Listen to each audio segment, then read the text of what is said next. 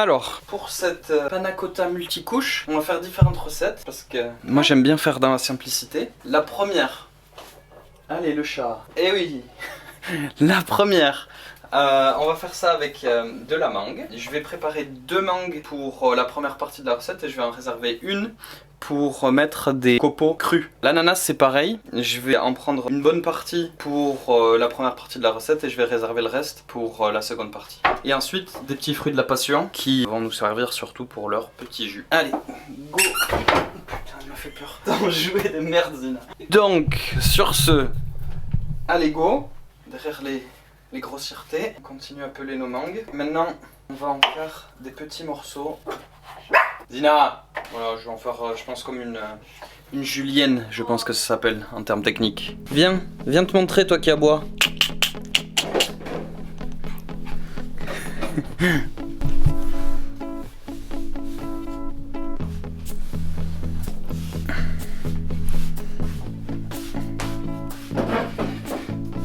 Donc, on a coupé notre mangue, maintenant, on va s'attaquer à l'ananas.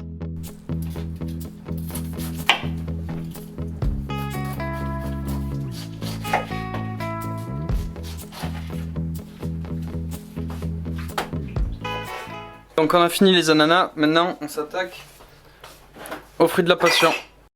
Donc les fruits de la passion sont prêts, on va les évider et passer au chinois pour récupérer le jus.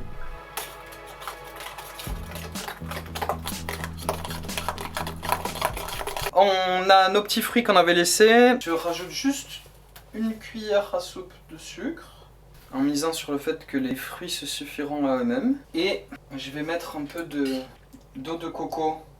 Là je vais presser un peu avec un presse-purée. Je sais pas si ça fait grand chose, ça aura le mérite de tout mélanger au moins. Dans notre casserole, on va venir verser nos fruits, avec le lait de coco et tout le bazar. Et pour tester, on va venir y rajouter des perles du Japon, au manioc, qu'on va venir faire cuire dedans. On remue qu'elle soit bien immergée. Je vais recouvrir et on va oublier. Enfin, on va laisser cuire. Alors, pour la deuxième version, pareil, sauf qu'on va partir avec des myrtilles surgelées. On va venir verser nos myrtilles là. Là par contre on va rajouter un peu plus de sucre. Ah, je vais faire ça bien parce que sinon on pourra pas donner la recette. Je vais rajouter 3 cuillères à soupe de sucre. Voilà. Pareil, après je vais faire aller mon presse-purée. Et je vais rajouter un peu d'eau parce que je l'avais fait avec du tapioca qui est moins long à cuire. Et là comme je vais le faire avec les perles du Japon, je pense que je vais avoir besoin de plus de liquide. Donc je vais rajouter une tasse d'eau. Et je vais vous épargner la partie où je vais galérer à écraser des fruits surgelés parce que je les ai pas sortis à l'avance. Prochaine étape, j'ai rempli un saladier d'eau froide et on va mettre nos feuilles de gélatine à tremper histoire de les réhydrater et qu'elles se ramollissent. Je vais commencer avec 6 feuilles, je pense que ça ira. Pendant ce temps, on a nos fruits qu'on avait laissés qui continuent à cuire. J'ai baissé le feu au maximum pour laisser le temps aux perles de bien s'hydrater et de gonfler. L'idée c'est de ne pas avoir quelque chose de trop liquide non plus. Donc j'espère que ça va encore réduire, mais que les perles aient le temps de cuire aussi. On va voir.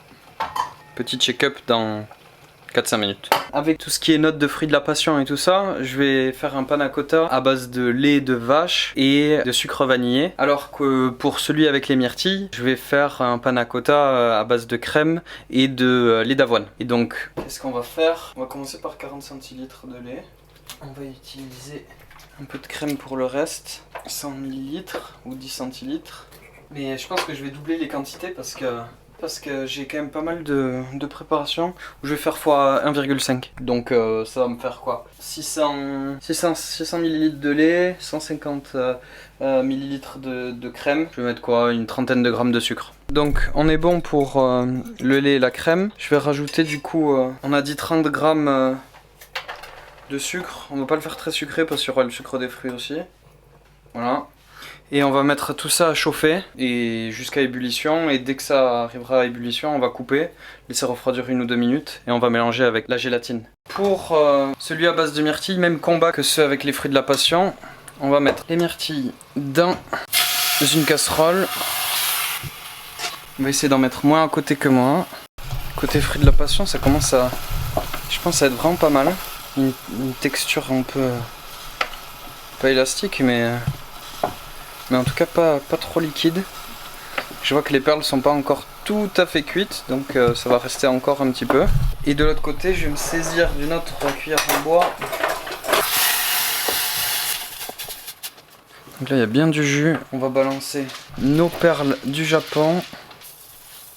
Alors j'en mets au pif. Ce sera la surprise si jamais c'est trop. Je vais même être un peu fou. Voilà. Ça va nous donner de la texture sur la base. Et ben là pareil, on va les laisser tranquilles, les deux copains se chauffer l'un à côté de l'autre. Et pour l'instant on va avoir le temps de prendre un petit café ou un petit thé ou une boisson à base d'orge que je sais pas déjà montré. Donc nous voilà au dressage. Et alors là on va pas se casser le bol. On va venir mettre une bonne couche. Et ça on va attendre que ça refroidisse. Ce qui me fait penser que j'ai lancé la gélatine beaucoup trop tôt. Parce que idéalement en fait il faudra attendre que tout ça refroidisse. Sinon le lait et la crème avec la gélatine ça va se mélanger avec ça. Et du coup il n'y aura pas 2 couches mais qu'un ensemble un peu bizarre. Donc là j'ai changé de casserole parce que mes perles du Japon elles ont accroché avec la myrtille, ça m'a flingué la casserole. Donc je vais m'amuser à frotter et puis voilà, donc je vais laisser réduire maintenant dans cette casserole là qui est mieux. Et donc là je récupère ma crème avec mon lait que je vais venir, et mon sucre d'ailleurs, que je vais venir faire chauffer. Donc, mon lait, ma crème et mon sucre, ils sont chauds. Donc je vais faire quelque chose que j'ai encore jamais fait. Mettre mes feuilles de gélatine. C'est une texture marrante en tout cas. Une dernière, en espérant que ce soit assez. Donc là je pense que je suis pas mal. Par contre j'ai peur de verser dès maintenant dans les ramequins parce qu'à mon avis le lait il va aller en dessous du reste de la préparation qui est pas forcément hyper figé non plus. Bah, je m'y suis pas bien pris. Donc bon je vais voir. Je vais demander à une conseillère, je sais pas. Je sais pas. Oui. Est-ce que je verse directement tu crois? Est-ce que ça a gélifié? Bon. Ouais tu dois attendre un petit peu je pense. J'attends un petit peu. Donc finalement on va faire le test. Parce que quitte à mal faire les choses, autant pas perdre de temps. Ouais ça va, ça tient. On va pas crier victoire trop vite non plus. Oh, j'ai déjà crié.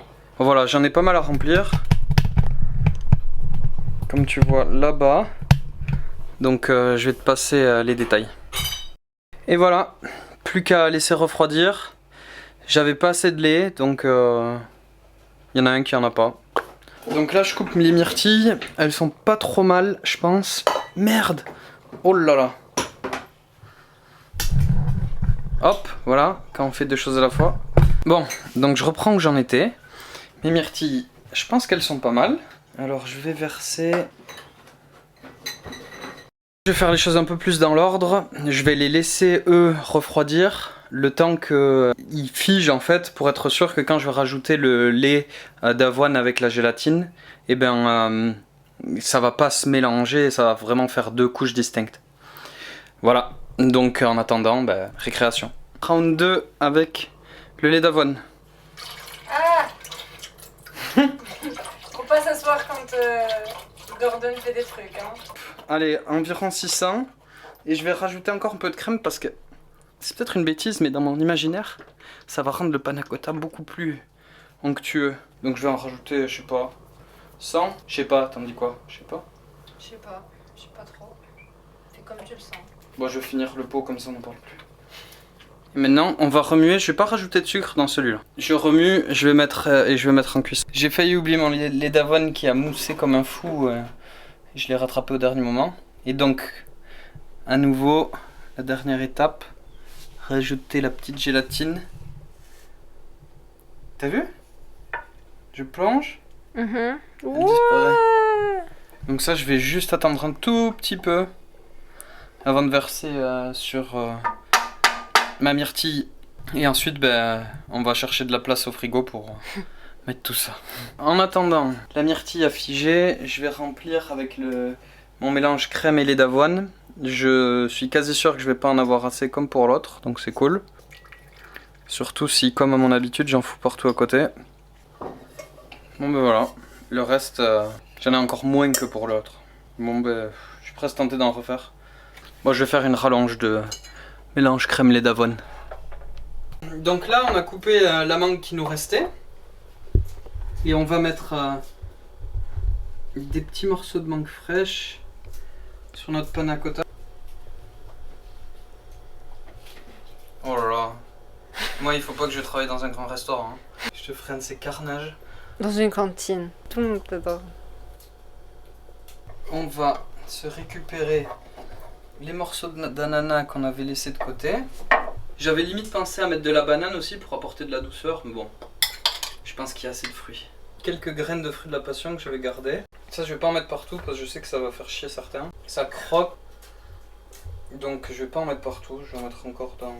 Non, ça va. Et voilà, le dessert à la mangue est terminé. Et là on va faire une dégustation. Surtout que là, on vient de rentrer du sport. Et qu'on a mérité ça. Hein Gordon, on a mérité ça. On mérite toujours ça. En fait la salle elle était fermée.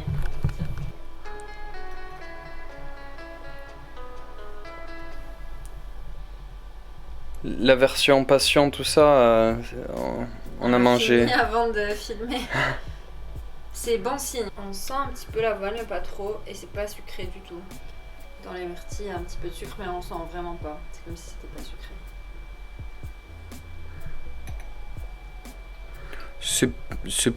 Moi j'ai bien aimé, c'est plutôt pas mal.